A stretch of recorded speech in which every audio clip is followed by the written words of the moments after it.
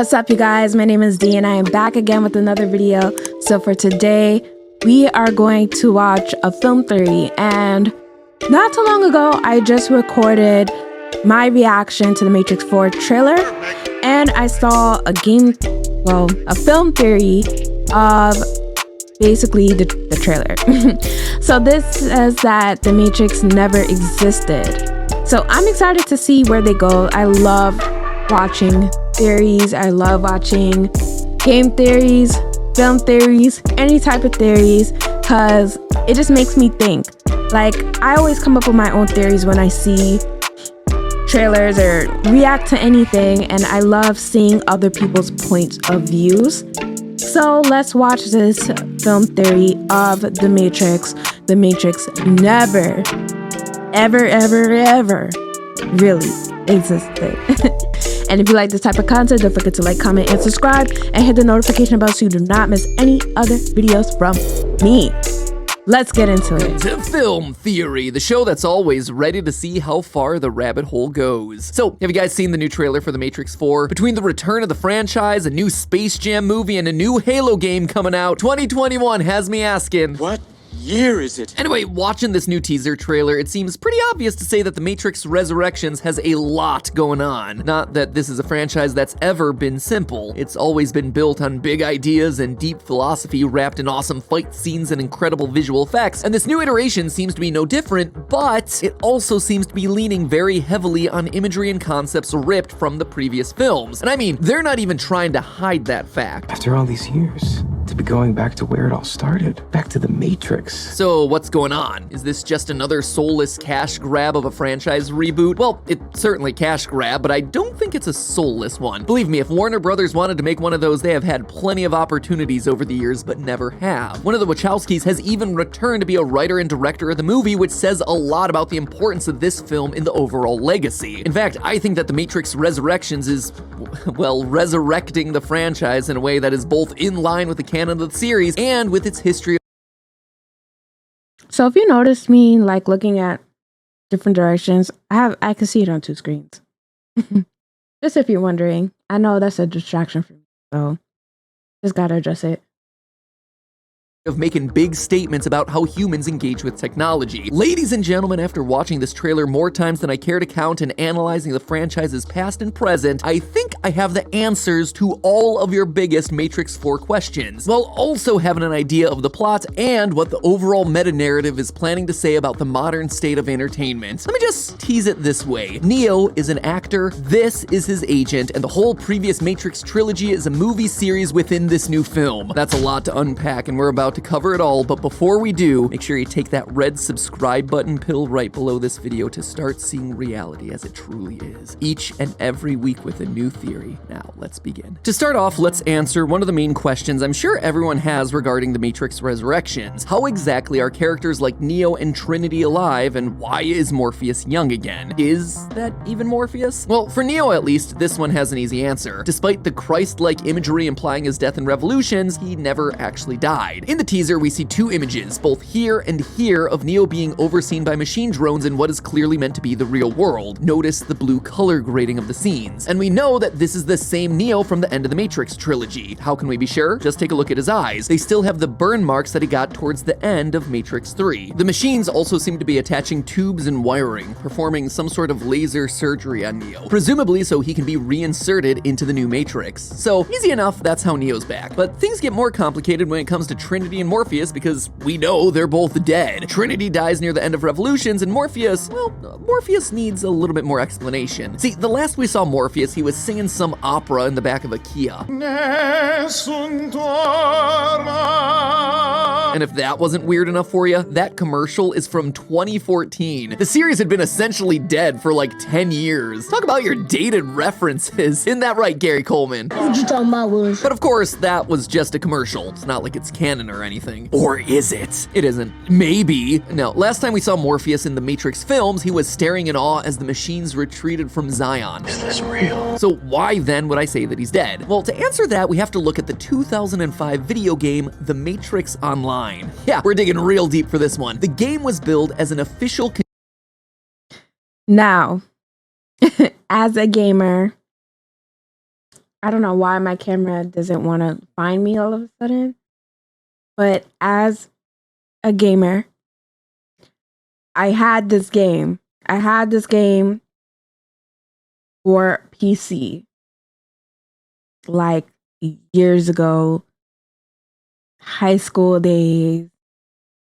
I had my little Dell. It wasn't even like a good PC, but it held me down for things that I needed to do. I did have this game. I don't remember the gameplay, but if I do like any classic games, I will add this game on my list because I did have a Matrix game. It was actually really fun to play as Neo. So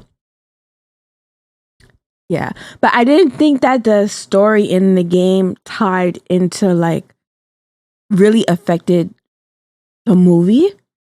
But who knows? We're gonna find that out. Continuation of the Matrix canon, and its storyline, which is in fact called the continuing story, was signed off by the Wachowskis themselves. Now, a lot happens in the Matrix Online, but one of the game's major factions happens to be led by Morpheus, who's returned to his terroristic tactics after the machines have refused to return Neo's body to Zion. Throughout the rest of the storyline, Morpheus is hunted by a mysterious masked figure known simply as the Assassin, who lives up to his name after he literally slides out of a small vent on the side of a building and kills Morpheus. Yeah, for a guy that survived this, his death in an alley is pretty anticlimactic. The game made some weird choices. You know the dream. You definitely have to have bubble tea when you're watching this, but I always have bubble tea. But I did not play this game. I played the other one, the PC one, the online one. You did play as Neo. I never played a game that you played as Morpheus. So I did not know Morpheus died. I just thought he was just still in Zion. But let's continue. You've dreamed it. That's it? So Matt Pat, you're now saying, are you implying that both characters have been resurrected, hence given the new movie's title a very on-the-nose meaning? Yes, I am. These movies have never been one for subtlety, but I've got proof, and boy howdy did we dig deep for this one. You see, the Morpheus and Trinity we're about to see in Matrix Resurrections are clones. Yep, you heard that right, and believe it or not, this has precedent within Matrix canon. The machines do indeed have the ability to genetically engineer and clone humans with specific traits for specific purposes. We know this based on a series of obscure stories called the Matrix comics. See, way back when the very first Matrix movie was coming out in the late 90s, Warner Brothers hired a bunch of writers and artists to create comic books and short stories to tie in with. Okay, so I've never heard of Matrix comics, so this is new. But so far, I like what he's saying, that they are clones, because that could be possible. It really could be possible. Remember, I was saying that they were, oh my God, what did I just do? I was saying that they were updated versions, but the fact, hearing that they're clones, that's a good spin on it. Let me fix what I just did.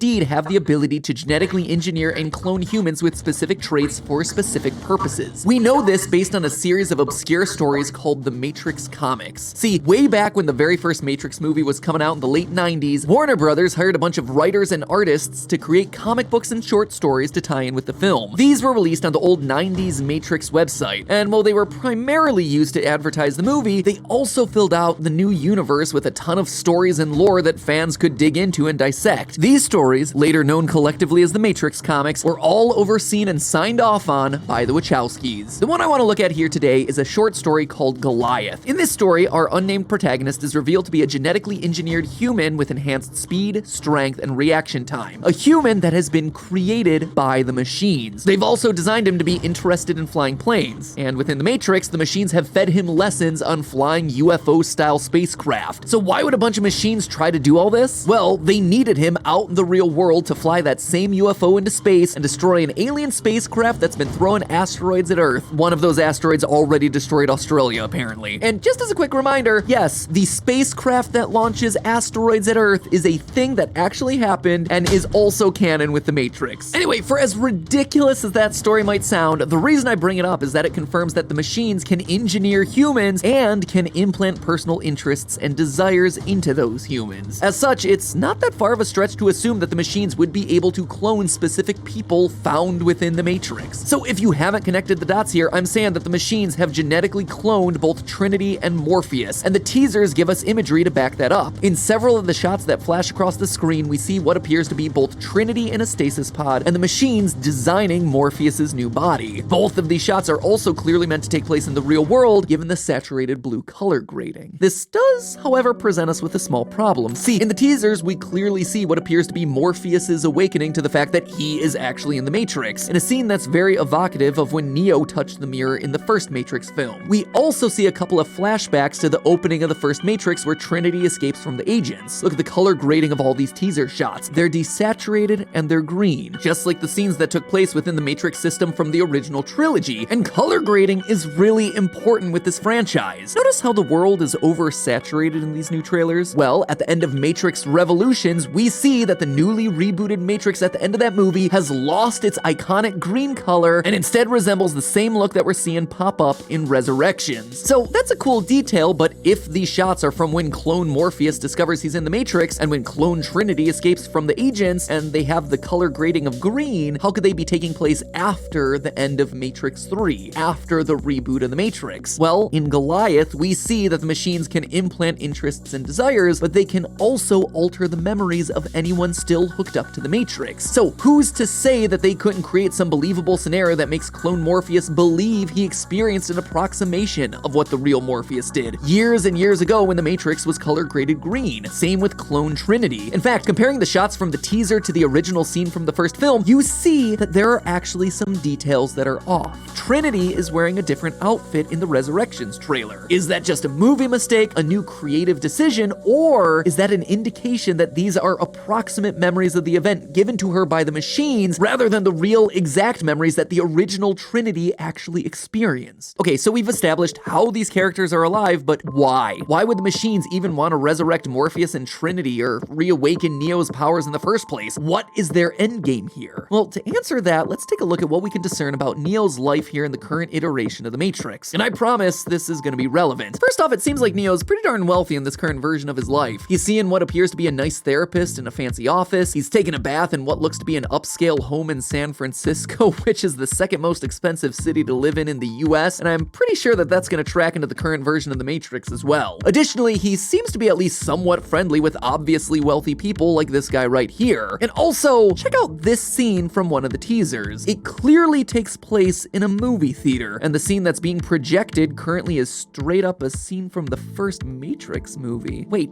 what? Yeah, The Matrix is a movie that exists within this newest iteration of The Matrix, and it actually stars Neo in this world. That is crazy amounts of meta, which got me thinking. You see, it's my theory that in the newest iteration of the Matrix system, Thomas Anderson, Keanu Reeves' character, is either an actor, a writer, a director, or maybe all three. He made the previous Matrix films, which in turn skyrocketed his career to the level of success that we see in these teasers. That's what this line, After all these years, to be going back to where it all started, back to the Matrix, is actually talking about. Thomas and this corporate guy are going back to make more Matrix movies. If I were to guess, this new character is Neo's agent, a literal Hollywood agent. Haha, quite a bit different than any of the other past agents that Neo had to deal with. They're going back to the franchise, not necessarily the physical place. And I can't believe that I'm about to say this, but if you look at how the Matrix as a computer system in the lore of these movies operates, the whole idea is not as crazy as it sounds. In fact, it's already been established. If you manage to stay awake through the architect portions of the series, he reveals that there are multiple iterations of the Matrix. It's a program that keeps restarting, and he explains that parts of past Matrixes live on as the folklore in more recent versions of the Matrix. The first Matrix was a paradise. Everyone was happy all the time. Nothing was ever bad and nothing ever went wrong. And some have interpreted this to mean that it was literally heaven, as in angels and other positive elements from real-world religions were present in this version of the the Matrix. Memories from this version of the Matrix lived on in concepts like the Garden of Eden from the Christian Bible. Want something even more concrete? Well, we actually have solid proof in the films that the second Matrix had a huge influence on folklore. This was a nightmare Matrix that the machines made based on the darker parts of human history. The first Matrix I designed was quite naturally perfect, a triumph equaled only by its monumental failure. Thus I redesigned it, based on your history, to more accurately reflect the varying grotesqueries of your nature. Those grotesqueries ended up being monsters like vampires and werewolves and ghosts, which roamed the land in this version, and many of those programs managed to survive into modern iterations of the Matrix. Remember the Merovingian, that creepy French guy from the second movie? Well, he has an army of super strong programs that can pass through walls or only be killed by silver bullets. My husband saved them because they're notoriously difficult to terminate. How many people keep silver bullets in their gun? And that's because they're literally werewolves and ghosts. I'm pretty sure that the Merovingian himself was a vampire too, but not 100% sure on that. Anyway, it follows that events from the most recent iteration of the Matrix, the one that we witnessed during the Matrix trilogy of films, would also live on in the pop culture of its next iteration. I mean, it'd be pretty difficult to forget Agent Smith shoving his hand into the chests of pretty much everyone on the planet to clone himself. You. Yes, me.